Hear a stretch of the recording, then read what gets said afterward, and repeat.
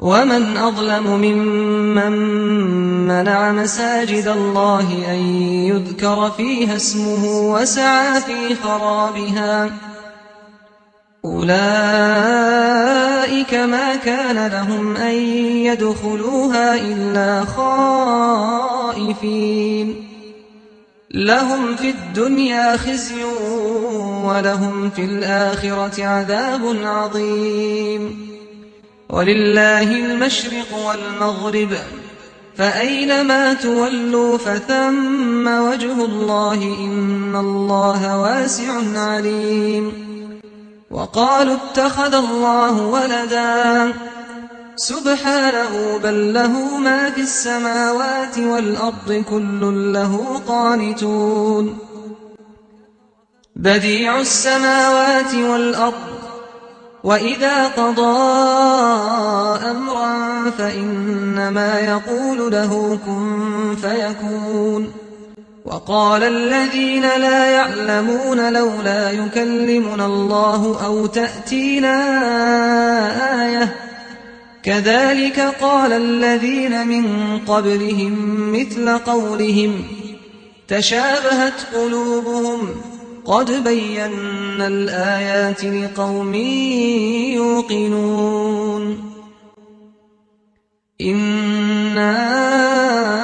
أرسلناك بالحق بشيرا ونذيرا ولا تسأل عن أصحاب الجحيم ولن ترضى عنك اليهود ولا النصارى حتى تتبع ملتهم قل إن هدى الله هو الهدى ولئن اتبعت أهواءهم بعد الذي جاءك من العلم ما لك من الله من ولي ولا نصير الذين آتيناهم الكتاب يتلونه حق تلاوته أولئك يؤمنون به ومن يكفر به فأولئك هم الخاسرون يا بني إسرائيل اذكروا نعمتي التي أنعمت عليكم وأني فضلتكم على العالمين واتقوا يوما لا تجزي نفس عن نفس شيئا ولا يقبل منها عدل ولا تنفعها شفاعة ولا هم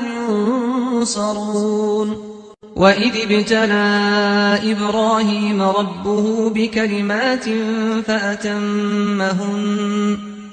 قال إني جاعلك للناس إماما قال ومن ذريتي قال لا ينال عهد الظالمين وإذ جعلنا البيت مثابة للناس وأمنا واتخذوا من مقام إبراهيم مصلى وعهدنا إلى إبراهيم وإسماعيل أن طهرا بيتي للطائفين والعاكفين والركع السجود وإذ قال إبراهيم رب اجعل هذا بلدا آمنا وارزق أهله من الثمرات من آمن منهم بالله واليوم الآخر قال ومن كفر فأمتعه قليلا ثم أضطره إلى عذاب النار وبئس المصير وإذ يرفع إبراهيم القواعد من البيت وإسماعيل ربنا تقبل منا إنك أنت السميع العليم ربنا واجعلنا مسلمين لك ومن ذريتنا أمة مسلمة لك وأرنا مناسكنا وتب علينا إنك أنت التواب الرحيم ربنا وابعث فيهم رسولا منهم يتلو عليهم آياتك ويعلمهم الكتاب والحكمة ويزكيهم إنك أنت العزيز الحكيم ومن يرغب عن ملة إبراهيم إلا من سفه نفسه ولقد اصطفيناه في الدنيا وإنه في الآخرة لمن الصالحين إذ قال له ربه أسلم قال أسلمت لرب العالمين ووصى بها إبراهيم بنيه ويعقوب يا بني إن الله اصطفى لكم الدين فلا تموتن إلا وأنتم مسلمون أم كنتم شهداء إذ حضر يعقوب الموت إذ قال لبنيه ما تعبدون من بعدي قالوا نعبد إلهك وإله آبائك إبراهيم وإسماعيل وإسحاق إلها واحدا ونحن له مسلمون تلك أمة قد خلت لها ما كسبت ولكم ما كسبتم ولا تسألون عما كانوا يعملون وقالوا كونوا هودا أو نصارى تهتدوا قل بل ملة إبراهيم حنيفا وما كان من المشركين قولوا آمنا بالله وما أنزل إلينا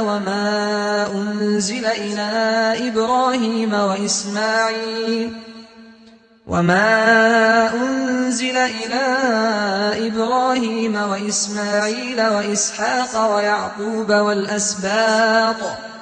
وما أوتي موسى وعيسى وما أوتي النبيون من ربهم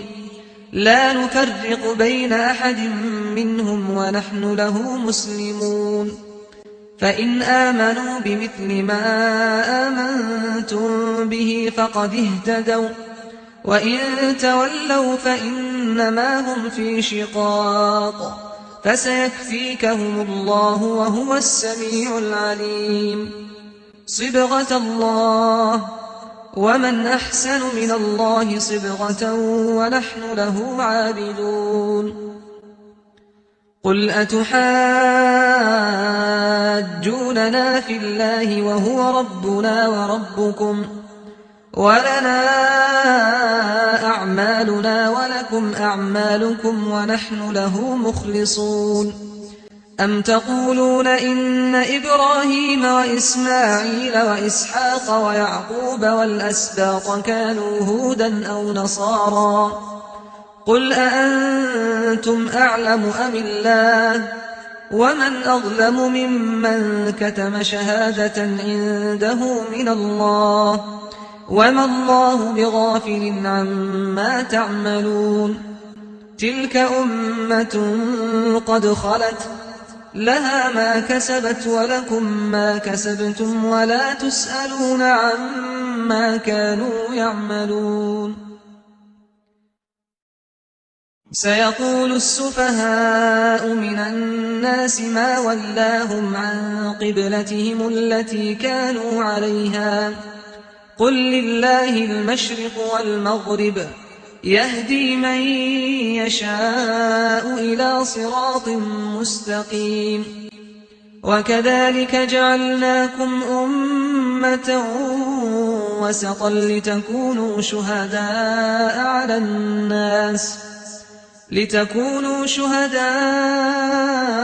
على الناس ويكون الرسول عليكم شهيدا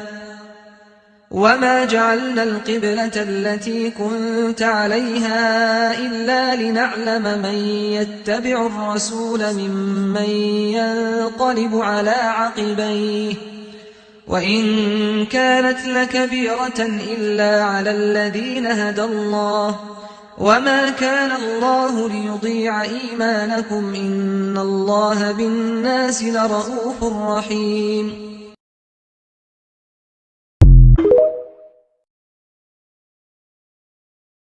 قد نرى تقلب وجهك في السماء فلنولينك قبلة ترضاها فول وجهك شطر المسجد الحرام وحيث ما كنتم فولوا وجوهكم شطره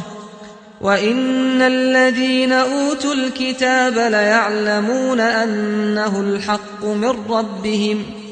وما الله بغافل عما يعملون ولئن أتيت الذين أوتوا الكتاب بكل آية ما تبعوا قبلتك وما أنت بتابع قبلتهم وما بعضهم بتابع قبلة بعض ولئن اتبعت أهواءهم من بعد ما جاءك من العلم إنك إذا لمن الظالمين الذين آتيناهم الكتاب يعرفونه كما يعرفون أبناءهم وإن فريقا منهم ليكتمون الحق وهم يعلمون الحق من ربك فلا تكونن من الممترين ولكل وجهة هو موليها فاستبقوا الخيرات أينما تكونوا يأت بكم الله جميعا إن الله على كل شيء قدير ومن حيث خرجت فول وجهك شطر المسجد الحرام وإنه للحق من ربك وما الله بغافل عما تعملون ومن حيث خرجت فول وجهك شطر المسجد الحرام وحيث ما كنتم فولوا وجوهكم شطره لئلا يكون للناس عليكم حجة إلا الذين ظلموا منهم فلا تخشوهم واخشوني ولأتم نعمتي عليكم ولعلكم تهتدون كما أرسلنا فيكم رسولا منكم يتلو عليكم آياتنا ويزكيكم ويعلمكم الكتاب والحكمة ويعلمكم ما لم تكونوا تعلمون فاذكروني أذكركم واشكروا لي ولا تكفرون يا أيها الذين آمنوا استعينوا بالصبر والصلاة إن الله مع الصابرين ولا تقولوا لمن يقتل في سبيل الله أموات بل أحياء ولكن لا تشعرون ولنبلونكم بشيء من الخوف والجوع ونقص من الأموال والأنفس والثمرات وبشر الصابرين الذين إذا أصابتهم مصيبة قالوا إنا لله وإنا إليه راجعون أولئك عليهم صلوات من ربهم ورحمة وأولئك هم المهتدون إن الصفا والمروة من شعائر الله فمن حج البيت أو اعتمر فلا جناح عليه أن يطوف بهما ومن تطوع خيرا فإن الله شاكر عليم إن الذين يكتمون ما أنزلنا من البينات والهدى من بعد ما بيناه للناس في الكتاب أولئك يلعنهم الله ويلعنهم اللاعنون إلا الذين تابوا وأصلحوا وبينوا فأولئك أتوب عليهم وأنا التواب الرحيم إن الذين كفروا وماتوا وهم كفار أولئك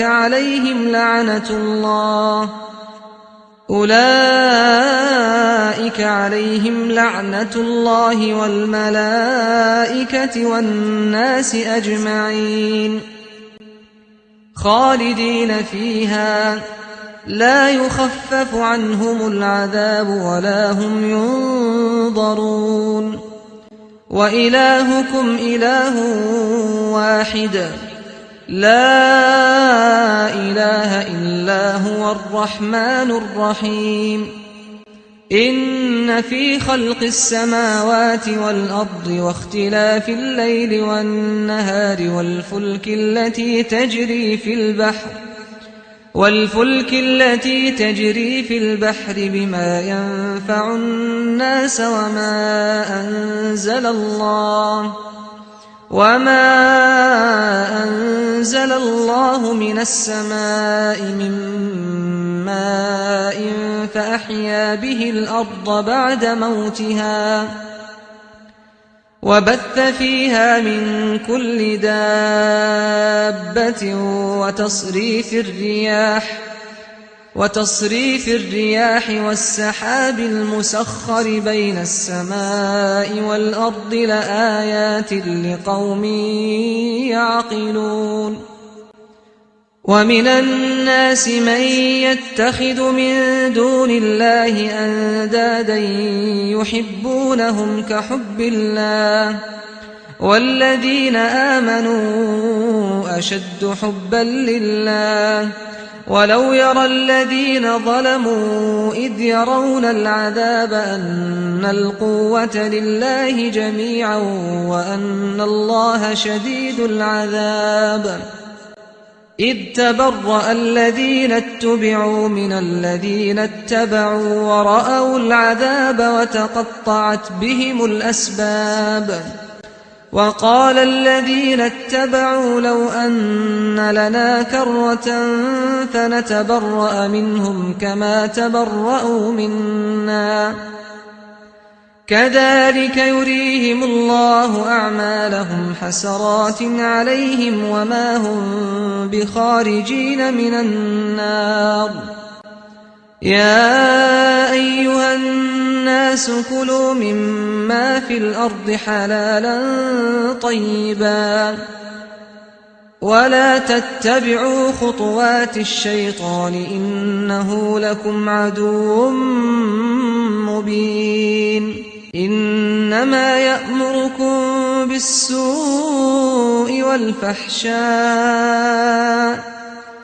إنما يأمركم بالسوء والفحشاء وأن تقولوا على الله ما لا تعلمون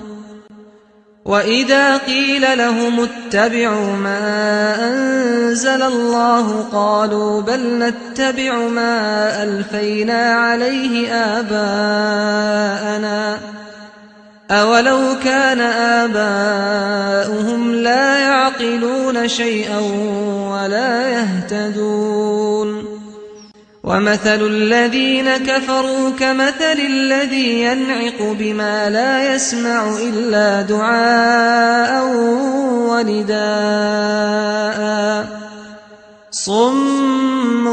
بكم عمي فهم لا يعقلون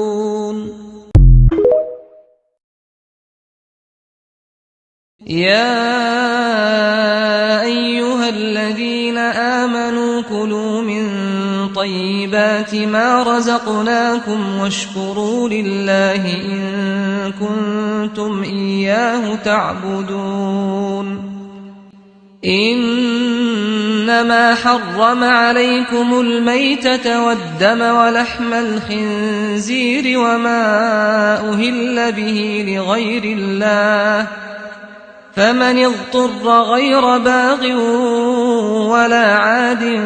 فلا إثم عليه إن الله غفور رحيم إن الذين يكتمون ما أنزل الله من الكتاب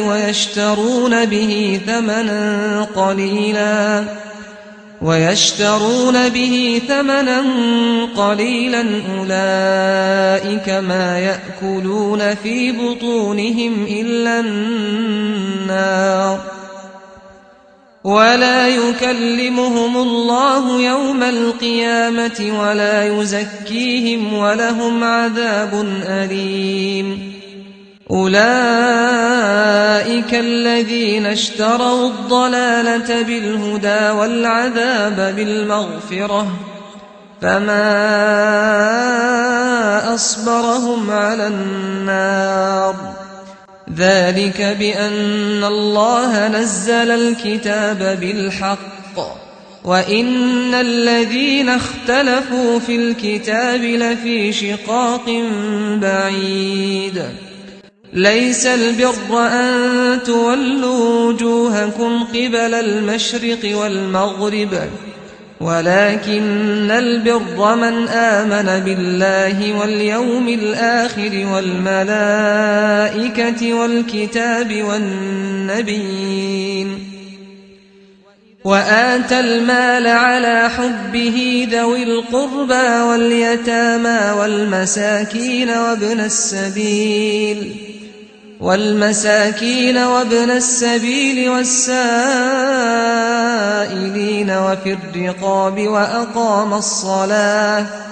وأقام الصلاة وآتى الزكاة والموفون بعهدهم إذا عاهدوا والصابرين في البأساء والضراء وحين البأس أولئك الذين صدقوا وأولئك هم المتقون يا أيها الذين آمنوا كتب عليكم القصاص في القتلى الحر بالحر والعبد بالعبد والأنثى بالأنثى فمن عفي له من أخيه شيء فاتباع بالمعروف وأداء إليه بإحسان ذلك تخفيف من ربكم ورحمة فمن اعتدى بعد ذلك فله عذاب أليم ولكم في القصاص حياة يا أولي الألباب لعلكم تتقون كتب عليكم إذا حضر أحدكم الموت